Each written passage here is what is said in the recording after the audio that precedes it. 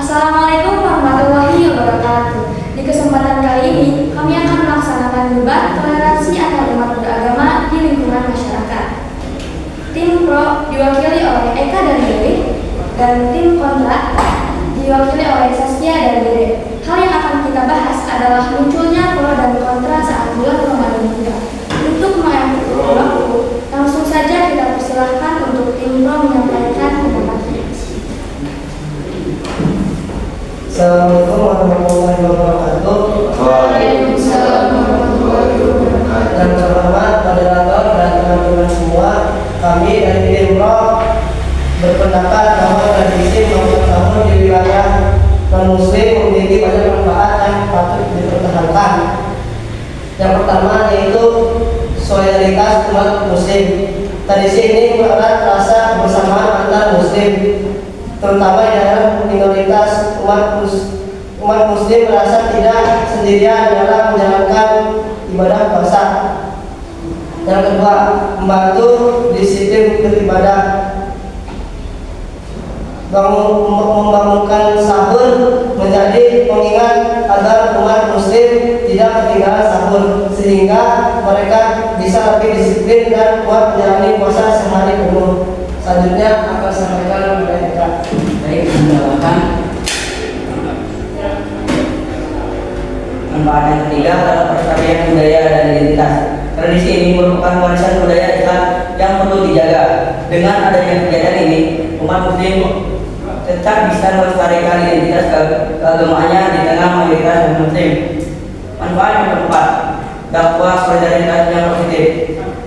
Jika dilakukan dengan cara sopan dan tidak mengganggu tradisi, menggunakan sahur ini dapat menjaga sarana memperkenalkan Ramadan kepada masyarakat non-muslim, sehingga tercipta sikap yang saling menghormati.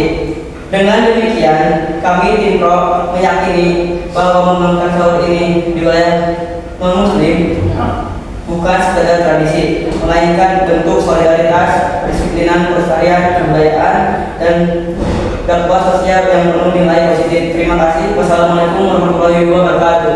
Waalaikumsalam warahmatullahi wabarakatuh. Baik, terima kasih untuk tim pro atas pendapatnya. Selanjutnya dipersilakan untuk tim kontra untuk menyampaikan argumennya. Baik, Assalamualaikum warahmatullahi wabarakatuh.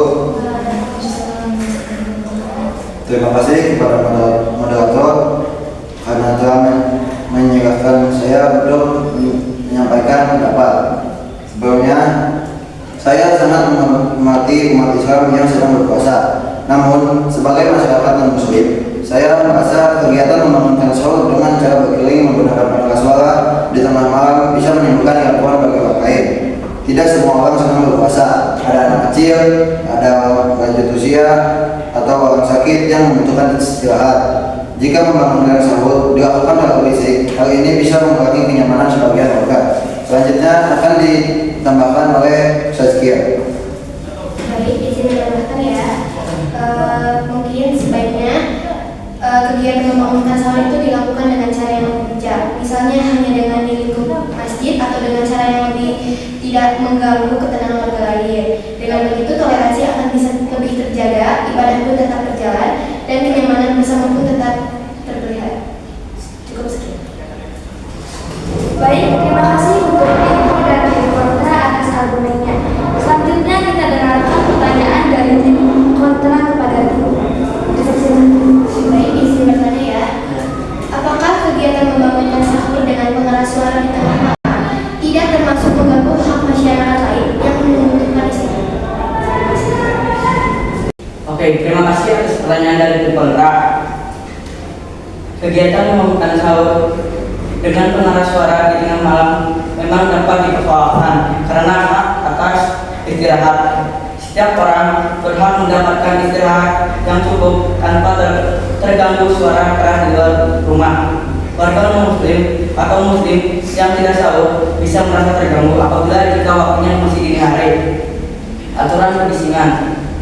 Di banyak daerah ada peraturan tentang batas kebisingan pada malam hari. Menggunakan toa atau pengeras suara bisa dianggap melanggar atau aturan ketertiban umum. Solusinya,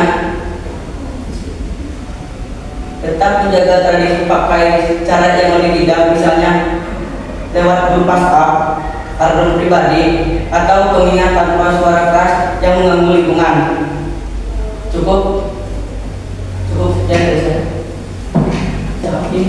Izin menyangka, tadi disebutkan dengan cara menggunakan KKR. Bagaimana jika dengan solusi itu tidak efektif? Apakah ada solusi lain? Terima kasih atas penjelasan dari tim kontra. Izin menjawab. Ada cara lebih efektif melakukan sebuah tanpa alarm, yaitu untuk meminta membangunkan kepada orang lain, yaitu keluarga atau teman yang dekat dengan rumah. Dengan cara itu, dengan cara mengetuk pintu atau jendela di sekeliling rumah. Cukup sekian. Terima kasih. Baik, selanjutnya yaitu kesimpulan yang akan disampaikan oleh pemenang. Dipersilakan. Baik, terima kasih atas kesempatan yang telah diberikan. Isi menambahkan dan isi berbicara. Argumen yang disampaikan oleh tim pro dan tim kontra adalah argumen yang sangat bagus. Tentu saja sebagai penengah saya harus menyimpulkan hal-hal yang telah kalian sampaikan tentang pendapat kalian dalam permasalahan toleransi antara pribadi di lingkungan masyarakat. Nah, tentu saja di lingkup masyarakat yang besar, tentu saja sering terjadi pro dan kontra. Betul yang disampaikan oleh tim kontra. Bagaimana jika waktu istirahat beberapa orang terganggu karena hal-hal tersebut?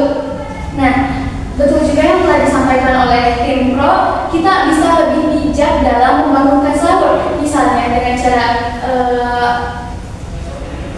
pengeras suara di lingkungan masjid saja, tidak perlu berkeliling komplek dan mengganggu istirahat orang-orang yang lain. Nah, bagus juga dengan jawaban yang telah diberikan tadi. Gimana sih kalau misalnya alarm itu tidak efektif? Kita tuh bisa meminta tolong kepada orang-orang yang biasanya membangunkan sahur untuk tidak berisik, tetapi lebih dengan cara efektif dengan cara tersebut. Misalnya mengetok pintu masyarakat sekitar untuk membangunkan sahur. Nah, dengan itu kan berarti orang-orang yang non-muslim ataupun minoritas yang lain tidak terganggu. Nah, argumen yang kalian sampaikan itu tentu saja sangat bagus, karena kita ini kan di negara yang memiliki Bhinneka Tunggal Ika, berbeda-beda tetapi tetap satu.